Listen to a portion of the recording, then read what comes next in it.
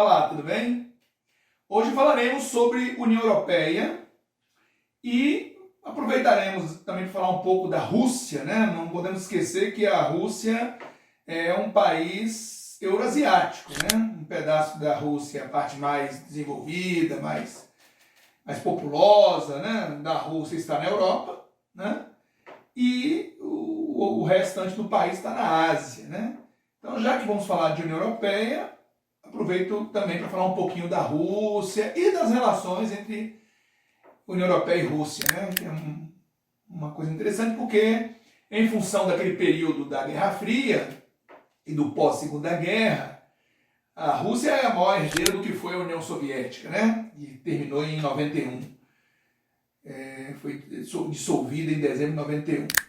E a União Soviética, ela, vitoriosa na Segunda Guerra, ela expandiu sua influência, seu modelo, né, para o leste europeu, né, a região da Polônia, Hungria, Tchecoslováquia, Romênia, Bulgária. Né?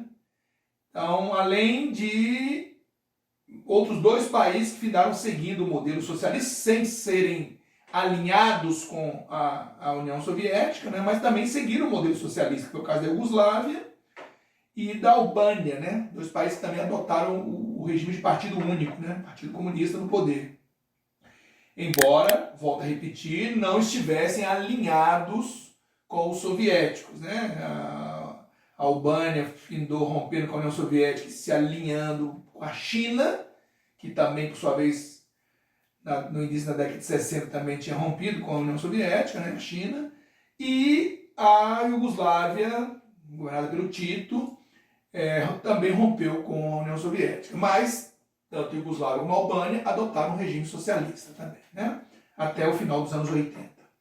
E os demais países que eu falei, né, Polônia, Hungria, República Tcheca, Eslováquia, Romênia, Bulgária e a Alemanha Oriental, né, parte oriental da Alemanha, foram parte integrante do que a gente chama de satélites soviéticos, né? Os países que gozavam de uma relativa independência, né? Mas tinham seus governos muito alinhados com Moscou. Né? E aqueles que em algum momento não estiveram tão alinhados assim, chegou a ter até intervenções, né, autorizadas e comandadas pela União Soviética através do famoso Pacto de Varsóvia, né, que era o pacto militar criado durante a Guerra Fria, que serviu como resposta à OTAN, Organização do Tratado Atlântico Norte, criada pelo bloco ocidental, né, da Europa, juntamente com os Estados Unidos, Canadá, OTAN que até hoje existe, está em funcionamento, né? O Pacto de Varsóvia foi dissolvido quando acabou a União Soviética. Okay? Então, quando a gente fala de Rússia e de Europa, há uma estreita ligação entre essas áreas, né? Assim, até porque a Rússia também é europeia. E com o fim da Guerra Fria, a queda do Muro de Berlim e a implosão dos regimes socialistas no leste europeu, que se deu principalmente entre 89 e 91, levando ao fim da própria União Soviética depois, né? No final de 91, durante a era Gorbachev, né, Mikhail Gorbachev governou a União Soviética de 85 a 91, e ele adotou aquele programa de reformas, né, a Perestroika e a Glasnost. Né?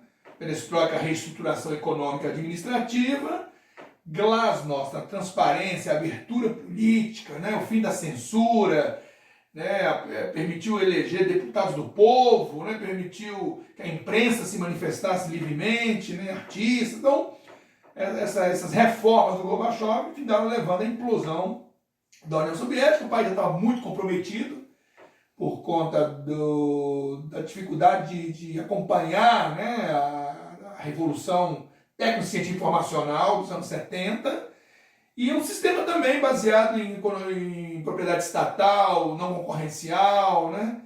E todo mundo tinha que alcançar metas e planificações econômicas, né? E isso foi se descolando, né, das reais demandas populares, né? E com o tempo esse sistema se mostrou ineficiente, corrupto, né? E as pessoas passaram a ter suas demandas cada vez menos atendidas, né? Inclusive com crise de desabastecimento.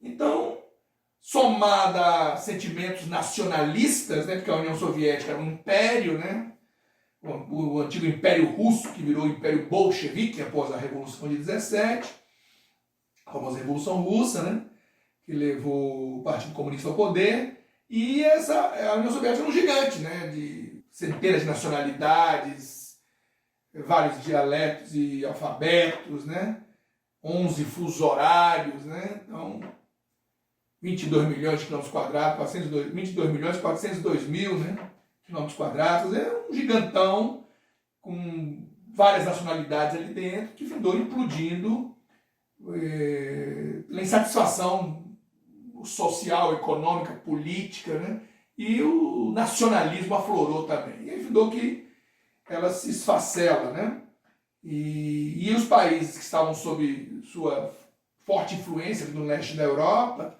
transitam para fora dos regimes de partido único, dos regimes socialistas, né, e faz uma transição para a economia de mercado, a economia liberal, capitalista, democracias, né?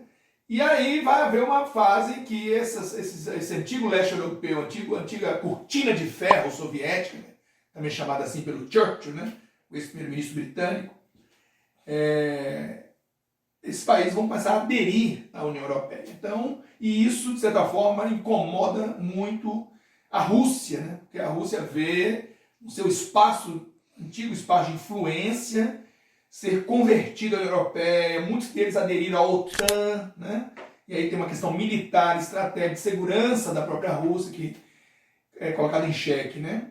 Então isso gera tensões naquela região, inclusive, né? Depois nós vamos ter oportunidade de falar sobre isso em outros episódios, ok? Sobre um outro tema, né? Mas só estou tentando mostrar nessa introdução os vínculos da Rússia com a União Europeia e por isso devemos tratar nessas duas aulas sobre esse tema, ok? Bom, o que a gente chama de União Europeia hoje é resultado, na verdade, de uma longa história de integração da Europa, que começa ali já no finalzinho da Segunda Guerra Mundial, né? A Europa, você sabe, ela foi assolada por duas guerras mundiais, uma de 14 a 18, 1914 a 1918, e a outra de 1939 a 1945. Quer dizer, na primeira metade do século XX, a Europa enfrentou duas guerras de âmbito mundial, quer dizer, que envolveu países para além do continente europeu, né? E foram duas guerras que implodiram velhos impérios, né? Produziram uma nova balança de poder global, né? Porque ao final da Segunda Guerra você tem a emergência dos Estados Unidos e da União Soviética, os dois grandes vencedores, né? França e Inglaterra também vitoriosos sobre a Alemanha, Itália e Japão, né? A Alemanha, Itália e Japão eram os países do eixo, né? E a Inglaterra, a França, a União Soviética e os Estados Unidos eram os aliados, né? E com o final da guerra, né, da Segunda Guerra Mundial, a Europa, mesmo os vencedores dentro da Europa estavam bastante abalados, né, pela guerra, tanto do ponto de vista material, a destruição que isso tudo trouxe, né, psicologicamente a população estava muito afetada, né? Os países estavam muito enfraquecidos, inclusive a partir da Segunda Guerra, o final da Segunda Guerra vai levar a descolonização mundial, né? Quer dizer, várias colônias vão se aproveitar desse momento de fragilidade da Europa e os movimentos nacionais vão reivindicar suas independências, né? E aí vai vir toda uma descolonização afroasiática, né? Nas décadas de 50, 60, que a grande perda se deu, por exemplo, para o Reino Unido, que era o grande império global naquela época. E aí o mundo sai das mãos britânicas, né, o império onde o sol não se punha, como diziam os britânicos até então, para as mãos dos americanos e dos soviéticos, dois regimes antagônicos, que foram aliados contra os alemães, mas eram antagônicos, cada um defendia, um defendia o capitalismo, a livre iniciativa, a livre concorrência, a propriedade privada, dos meios de produção, a sociedade dividida em classes, né? E o outro era um sistema estatal, monopartidário, economia planificada, né? Então, dois modelos totalmente distintos e que eram concorrentes, né?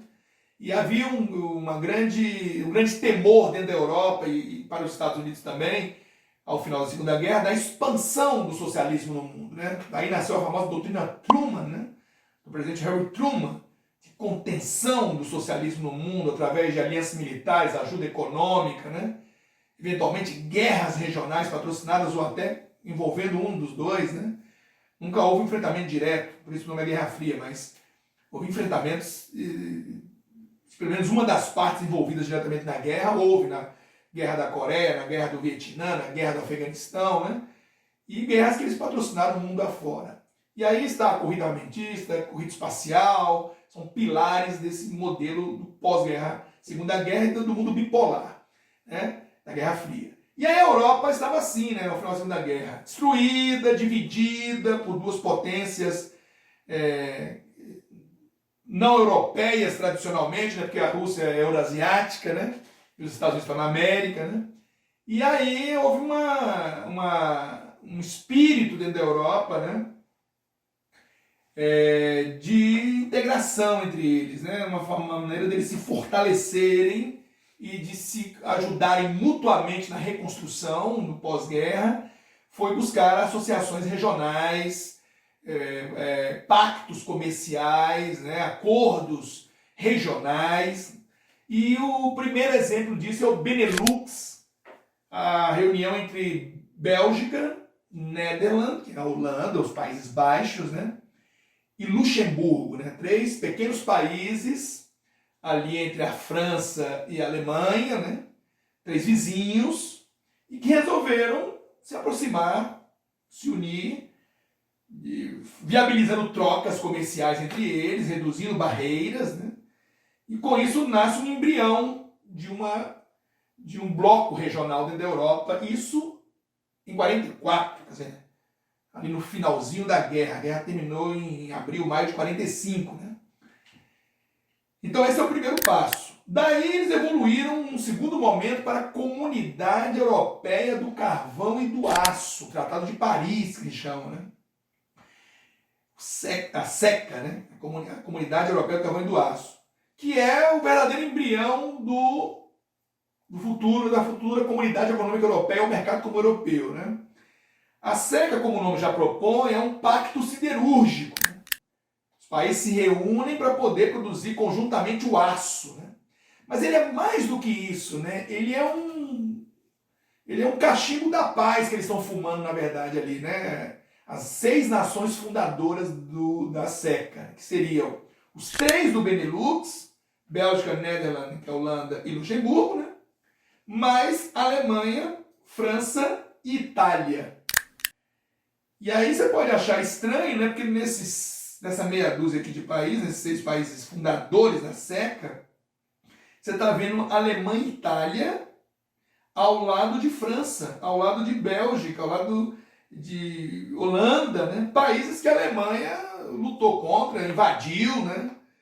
E como que o Tratado da Comunidade Europeia do Carvão e do Aço, SECA, ele é assinado em 51, entra em vigor em 52, né? Quer dizer, apenas 7 anos depois que a guerra tinha terminado, né? Então pode parecer estranho essa vinculação, mas se você analisar sob uma outra perspectiva, não é. Primeiro, sabe-se que é importante a reconstrução da Europa e a reconstrução da Alemanha. A Alemanha é um país dividido nesse momento. Parte dela está sob influência soviética, parte está sob influência do Ocidente, né? E há uma preocupação muito grande da parte soviética influenciar a parte ocidental. Então, uma das maneiras de blindar a Alemanha, a parte ocidental da Alemanha, é reconstruí-la. É favorecer o seu soerguimento, né?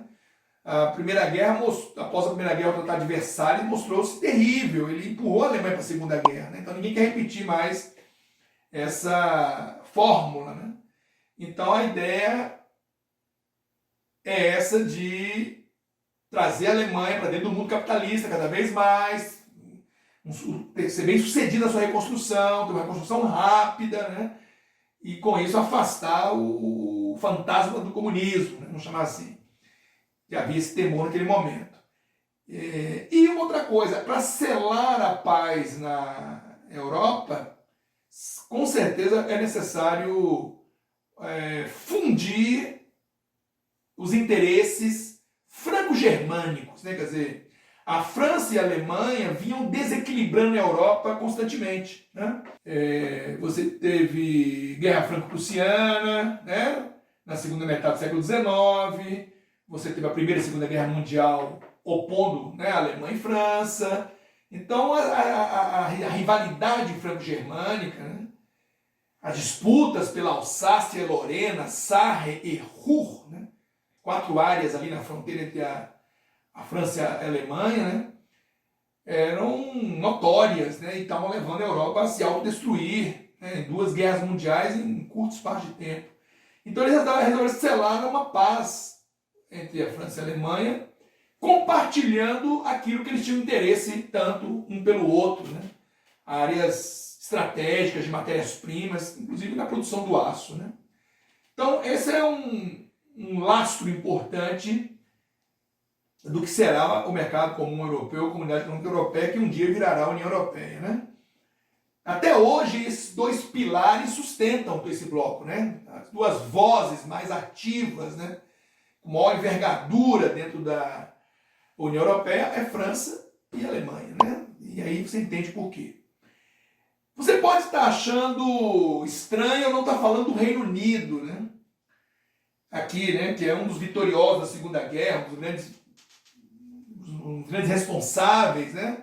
Pela vitória na Segunda Guerra, que eu não estou citando aqui nesse momento. Aí vem todo um histórico e toda uma visão que volta à tona agora, né, com o famoso Brexit, né, a saída do Reino Unido da União Europeia, que está se consolidando ao longo desse ano de 2020. Decisão que eles tomaram lá diante de um plebiscito, que agora estão colocando em prática, né, comandado atualmente pelo primeiro-ministro Boris Johnson, né, que é separar a União Europeia, o Reino Unido da União Europeia. Então você vê que tem um problema de fundo aí, né, que vai ajudar a entender todo o histórico. O Reino Unido, logo que sai da Segunda Guerra, ele ainda é dono de um império, um vastíssimo império global. E aí ele não vê com prioridade, né, um processo de integração entre países europeus que estão se levantando dos escombros da guerra, né? Ele tem um olhar ainda muito global sobre o império global que ele ainda tem. Então ele não vê aquilo como algo estratégico interessante. E a Inglaterra sempre se vê como um país extra-Europa, né? Um arquipélago, né? Um país que não tem fronteiras terrestres com o resto da Europa, né? Ele sempre se sentiu mais isolado, né? Não só fisicamente, né? Mas também em termos políticos, mas sempre se viu mais, sempre viu a Europa de fora, né? Vamos chamar assim. E aí, esse é um elemento que fez o Reino Unido demorar a aderir a essa ideia. E do lado da França havia uma resistência, principalmente do presidente Charles de Gaulle, né? Que governou a França por 2 vezes, que tinha uma famosa frase, né? A Europa vai do Atlântico aos Urais, né? Atlântico, todo mundo sabe, o Oceano Atlântico, né? É um limite que a Europa tem. E Montes Urais é uma cadeia montanhosa na Rússia, que divide a Rússia europeia da Rússia asiática. Então, quando o Charles de Gaulle falava a Europa vai do Atlântico aos Urais, o que ele está dizendo com isso? Que a Europa é tudo isso. A Europa são todos os países entre esses 2 limites, incluindo países socialistas do leste da Europa, até a própria Rússia, né, que é europeia também. Então ele pensava numa integração da Europa, uma integração que superasse a diferença ideológica marcante naquele momento, né, da Guerra Fria. E ele sabia que os americanos iriam se opor a isso. O americano não ia aceitar superar essa diferença ideológica, né? E ele sabia que os americanos usariam o Reino Unido como seu porta-voz dentro do bloco, para vetar, né, uma maior integração da Europa. Então, com isso, o Charles de Gaulle, enquanto pôde, ele vetou a entrada do Reino Unido. Né? Quer dizer, a França vetou a entrada do Reino Unido. Então, esse é um outro motivo para o atraso do Reino Unido. Né? Quer dizer, há um motivo do próprio Reino Unido e há um motivo da resistência francesa em relação a esse tema. Né? E aí nasceu a Comunidade Europeia do Carvão e do Aço, a CECA, né? Que daí vai ser a inspiração para ampliar mais tarde esse acordo e não ser apenas um acordo siderúrgico e passar a ser um acordo com uma visão mais ambiciosa, né? E aí nasce a Comunidade Econômica Europeia, ou Mercado Comum Europeu. Na verdade, inicialmente se chama Mercado Comum Europeu, o famoso Tratado de Roma, que é um tratado de 57, né? E que os mesmos 6 que fundaram a SECA, Comunidade Europeia do Carvão e do Aço, são os mesmos 6, chamada Europa dos 6, que vai fundar o Mercado Comum Europeu, também conhecido como Comunidade Econômica Europeia. Quais são os 6? Vamos lembrar de novo? França, Alemanha, Itália, Bélgica, Holanda e Luxemburgo. Né? E aí nasce o mercado comum. Então você viu que dentro daquela ideia de blocos, né? Só para recapitular isso, que é bom a gente lembrar, quando você resolve fazer um bloco econômico, os países resolvem se associar regionalmente, podem fazê-lo em vários níveis de integração. A começar pelo Tratado de Livre Comércio, que é quando você reduz barreiras e elimina barreiras, né, ao comércio, a troca de bens, serviços, né, capitais, né, você viabiliza uma troca cada vez maior, com menos barreiras. Isso é o Tratado de Livre Comércio. Barreiras tarifárias e não tarifárias, né, que a gente chama. Depois você evolui para a União Aduaneira, que é quando você tem a tarifa externa comum, né, os países do bloco definem tarifas comuns que serão aplicadas a produtos que vêm de fora para dentro do bloco. Né? Quer dizer, produtos que vêm de terceiros para dentro do bloco. Né? Eles são tarifados uniformemente. Essa é a tarifa externa comum da União Aduaneira. Depois você tem um mercado comum, onde você tem as 4 liberdades. Né? Livre circulação de bens, pessoas, serviços e capitais. Aí é a fase do mercado comum, que leva um tempo para você consolidar integralmente. Na sequência vem a União Monetária, que é quando você tem o Banco Central Único, moeda única, que é a zona do euro, né, o Banco Central Europeu, que é a União Europeia. A União Europeia é isso, né? É o famoso Tratado de Maastricht, de 92, que é o tratado que definiu a fundação da União Europeia. Transformar a Comunidade Econômica Europeia, o antigo Mercado Comum Europeu, em União Europeia, né?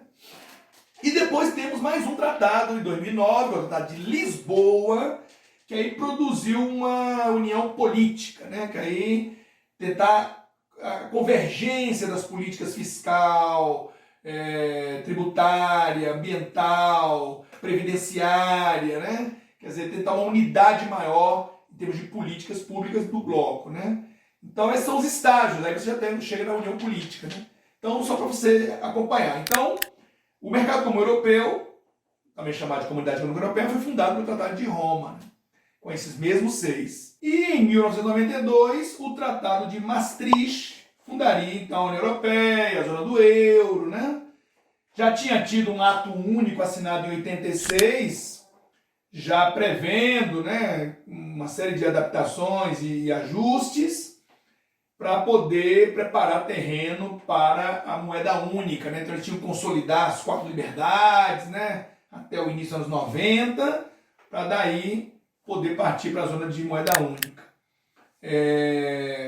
E também em 1965, Comunidade Econômica Europeia, Comunidade Europeia do Carvão e do Aço e o Euratom, que era uma organização para promover a energia atômica, né, entre os seus integrantes e compartilhar tecnologias e tudo mais, foram fundidos, né, foram unidos, né, num único órgão a partir do Tratado de Bruxelas. Né? Então, qual o contexto que levou o Tratado de Maastricht também? É importante a gente analisar. É o contexto do final da Guerra Fria. Né? E com o final da Guerra Fria, o que acontece? O mundo bipolar desmorona, né? Acabou a União Soviética, a princípio o triunfo dos Estados Unidos, mas ao mesmo tempo a Europa se posiciona como novo polo global, né? E se coloca numa posição de liderança no mundo multipolar do pós-Guerra Fria e se apresenta como um porto seguro no mundo também, né? Inclusive apresentando uma moeda que vai rivalizar com o dólar, que é o euro, né? E o euro foi um lançamento também processual, né? Ele não nasceu do dia para a noite, eles por um tempo tiveram o euro como uma moeda virtual, apenas contábil, né? mas não era uma moeda corrente, né? Então, por um tempo, eles cotaram preços na moeda local e no euro, os livros de contabilidade das empresas vinham na moeda local e no euro, as ações eram cotadas na moeda local e no euro, né? Para todo mundo se adaptasse, né? A unidade monetária única da Europa, né? Depois passou a chamar euro. E o euro, de fato, foi implantado já a partir de janeiro de 2002, né? Então, demorou uma década entre a assinatura do Tratado de Maastricht, em 92, e o lançamento de fato do euro, né? E o euro até hoje não é unanimidade, né? A União Europeia hoje tem 27 integrantes, o euro está em 19 países, né? Quer dizer, não é uma unanimidade até hoje, né? O Reino Unido, que vai aderir à União Europeia na década de 70, nunca quis aderir, por exemplo, ao euro, né? Então, só para você entender. E alguns países até hoje não aderiram também, né? Claro, a adesão ao euro, ele depende, né? Você, como pretendente a aderir ao euro, precisa fazer ajustes, né? No ponto de vista cambial, fiscal, né? Inflacionário, taxa de juros, tudo isso tem que estar dentro de patamares que a União Europeia define, né? Dívida pública não pode ser maior que 60% do PIB, déficit público não pode ser maior que 3% do PIB, né? A inflação tem que estar baixa controlada, o câmbio tem que estar variando dentro de uma banda cambial que a Europa define, né? Quer dizer, você tem que estar ajustado. E da outra parte, a população, o parlamento do seu país tem que aprovar, né? Uma vez você alcançando os parâmetros, costuma haver um plebiscito, né, nos países para saber se a população aprova a adesão ao euro, né? E aderir ao euro tem ônus e bônus, né? Porque você também passa a ter uma moeda mais forte, isso impacta os seus fatores de produção, exige investimentos na área de infraestrutura, modernização de setores, né? Ciência e pesquisa, porque senão você, dentro da zona do euro, se torna presa fácil para as empresas e das nações mais competitivas, né? Isso pode levar a perdas de mercados, a falências de empresas, né? A perdas de vagas de emprego no outro país. Então, há uma necessidade de, quando você aderir à zona do euro, de fazer uma reestruturação. Por isso que você tem que, além de fazer os seus ajustes na parte macroeconômica, tem que também haver investimentos na área de infraestrutura, de pesquisa, de modernização de setores, né? Incentivos ao aumento da competitividade das empresas, né? Políticas que favoreçam também a produção, né, naquela região, né? Tanto que a própria União Europeia cria subsídios, né, para os países mais frágeis do bloco poderem ir superando os seus maiores obstáculos e poder estar em pé de melhor igualdade com os demais, né? Claro que há diferenças dentro da União Europeia, sempre haverá diferenças socioeconômicas, né? Estruturais, mas sempre é uma busca por equacionar, equalizar o máximo que der dessas forças todas, né? O Tratado de Lisboa, que é o de 2009, ele, além de propor essa unidade, ele também estruturou a forma de decisões da União Europeia, né? Por exemplo, até então as decisões da União Europeia eram tomadas por unanimidade. A partir do Tratado de Lisboa passou a ser por dupla maioria ou maioria qualificada, né, que é você ter 55% dos votos a favor de alguma coisa, isso equivale a 15 países votando a favor, dos 27, né? Eu falo 27 porque já estou contando com a saída do Reino Unido, tá? Antes eram 28. Mas já estou contando que o Reino Unido deixou a União Europeia já desde o final de janeiro, oficialmente, né? E você tem que ter 55% dos votos para ter uma decisão, o que equivale a 15 países votando a favor dessa decisão, e eles têm que representar no mínimo 65% da população do bloco. Então você tem que equacionar o número de países que votam a favor com o seu peso demográfico, né?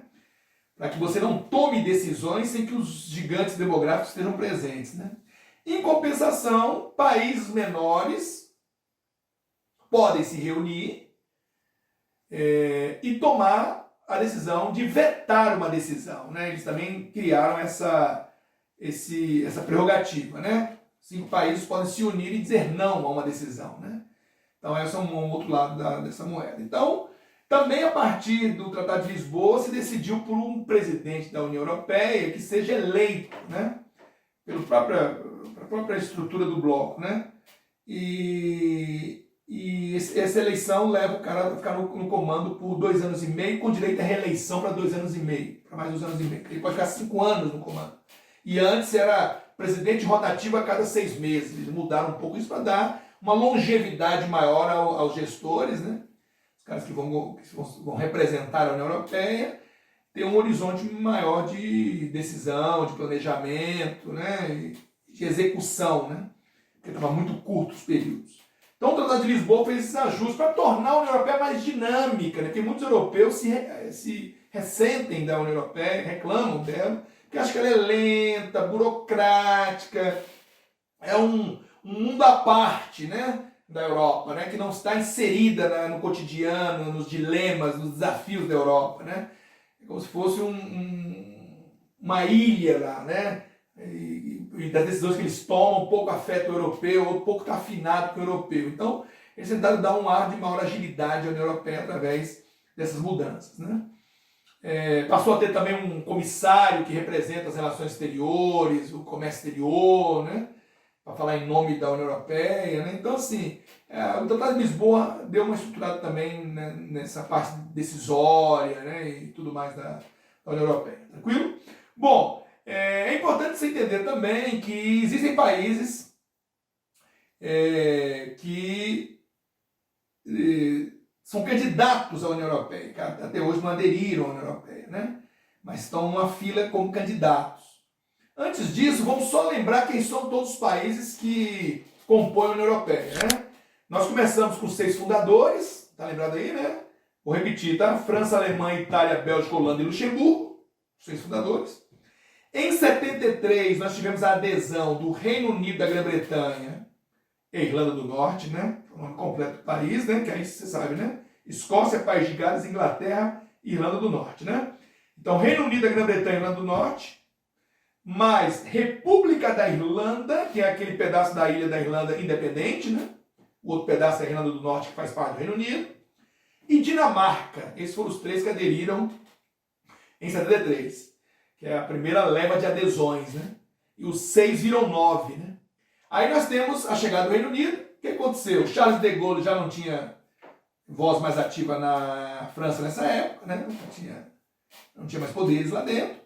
Então essa resistência francesa diminuiu e os ingleses viram seu império colonial desmoronar, né? E aí eles passaram a ter mais interesse nesse arranjo regional, né? Então aderiram, mas sempre com o pé atrás, né? Não aderiram ao euro, tinham algumas restrições à livre circulação, né? De pessoas, sempre tiveram o pé atrás e agora culminou com o Brexit, né? E Dinamarca também entrou aí. Dinamarca, um país ali, representa mais aqueles países nórdicos, né? Embora muitos considerem nórdicos a Suécia, a Finlândia, né? A Noruega, né? Que estão realmente no extremo norte da Europa, mas a Dinamarca faz parte desse conjunto de países, do welfare state, o estado do bem-estar social, né? Grandes benefícios sociais a partir de elevadíssimas cargas tributárias, né? E aí a Dinamarca entrou no bloco, foi o primeiro do grupo a entrar no bloco. E a Irlanda era considerada o elo mais fraco da corrente. Na época a Irlanda era considerada um país ainda frágil, né? Precisando de injeções, de capitais e tudo mais. Isso foi a adesão de 73, né? Depois nós tivemos a adesão dos anos 80, né? Em 81, Grécia, 86, Portugal e Espanha. Então, países mediterrâneos, né? Também considerados países menos desenvolvidos, mais agrários, menos industriais, né, comparado com os demais, né? Claro que essa realidade mudou muito depois da adesão, né? Todos eles receberam injeções de capitais, subsídios, empresas transferiram para lá, aumentaram sua capacidade de comércio, e aí suas economias deram um salto, né? E aí tivemos, nos anos 90, quando a Guerra Fria termina, né? A adesão da Áustria, Finlândia e Suécia, né, que eram até então considerados países neutros, né, principalmente a Áustria e a Finlândia, ela é neutralidade forçada, que a gente chama, né? Exigida pelo Estado no final da guerra. E a Suécia tinha uma neutralidade histórica, mas com o fim da Guerra Fria, eles puderam aderir. Então, em 95, eles aderem ao bloco, né? Então, nós tínhamos 6, com 3 nos anos 70, 9, com 3 nos anos 80, 12, com 3 nos anos 90, 15, né? Europa dos 15, né? É assim que nós chegamos às portas aí do Tratado de Maastricht, né? Ele foi assinado em 92, a adesão dos 3 últimos veio em 95. Depois mais vão aderir, mas é uma nova fase de expansão para o leste europeu, que nós falaremos na nossa próxima aula, ok? Onde continuaremos esse tema. Grande abraço. Quem ganha e quem perde com a saída do Reino Unido da União Europeia? Com a saída dos britânicos do bloco europeu, eles se livram de alguns incômodos, como leis impostas, imigração sem limites e dívidas europeias. Cerca de 5 bilhões de euros por ano deixarão de ir para a União Europeia e passarão a entrar nos cofres britânicos. Esses 5 bilhões precisarão então ser pagos por outros países membros do bloco. A Alemanha provavelmente terá que arcar com a maior parte. Mas os britânicos também saem perdendo. Segundo a Associação Industrial CBI, até 2020, a economia britânica vai encolher em 128 bilhões de euros. Isso porque o Reino Unido deixará em algum momento de ter acesso garantido a seu principal mercado, a União Europeia. Com o Brexit, muitas empresas podem deixar a Inglaterra. Montadoras como a Nissan, por exemplo, não vão mais conseguir fornecer para toda a Europa sem barreiras comerciais. A saída do Reino Unido do bloco europeu pode custar quase 1 milhão de empregos aos britânicos. Bancos internacionais provavelmente vão virar as costas para Londres. A probabilidade de o grupo financeiro Goldman Sachs, por exemplo, se mudar para Frankfurt é bem alta. Afinal, ele quer ficar na União Europeia e a Bolsa de Valores de Londres será abalada. Os britânicos ainda terão que renegociar 36 acordos comerciais com cada um dos países do bloco e também de fora dele. Isso pode levar anos. Além disso, os britânicos se tornam os parceiros menores. Afinal, são apenas 65 milhões de habitantes frente aos 435 milhões de toda a União Europeia. Com a saída do bloco europeu, o Reino Unido terá que voltar a instalar postos alfandegários e a importação e a exportação ficarão mais caras. Os britânicos provavelmente perderão até 3% de seu produto interno bruto, enquanto a Alemanha apenas 0,3%. Para os economistas, não há vencedores no caso Brexit. A economia britânica vai sair perdendo e a União Europeia também. Afinal, os britânicos são um parceiro importante e foram essenciais para a construção de um bloco forte. E, além de tudo, não seria nada bom para a União Europeia se outros países seguissem o exemplo do Reino Unido.